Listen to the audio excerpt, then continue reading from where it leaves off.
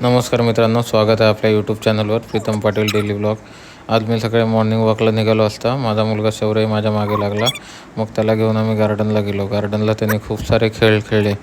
पण आमच्या डोक्यामध्ये एकच प्रश्न होता की आता शौर्याला एक नवीन सायकल घ्यायची होती. तर ती सायकल कुठली घ्यायची, किती मापाची घ्यायची, किती मोठी घ्यायची, ह्याच्यामध्ये शौर्य आणि मी डिस्कशन करत होतो. तर शौर्याची आत्ताची सायकल 14T आहे आणि ती सायकल तो चांगला चालवायला शिकला आहे. विदाऊट बॅलन्स एकटाच तो चांगली चालवतो. तर आता त्याला मोठी सायकल घ्यायची आहे, पण त्याला 16T किंवा 18T नाही घ्यायची आहे. तो बोलतो की मला मोठी पाहिजे, म्हणजे 20T तरी पाहिजेच.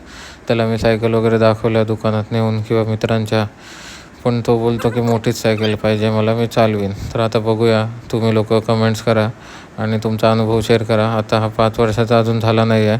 4.5 वर्षाचा असल्यापासून तो सायकल चालवतो आहे. आता पुढल्या महिन्यात तो 5वा वर्ष त्याचा कंप्लीट होईल. तर तुम्ही कमेंट्स करून सांगा की त्याला कुठली सायकल चांगली राहील, 20T की 18T, आणि कुठल्या प्रकारची सायकल घेतलेली चांगली राहील.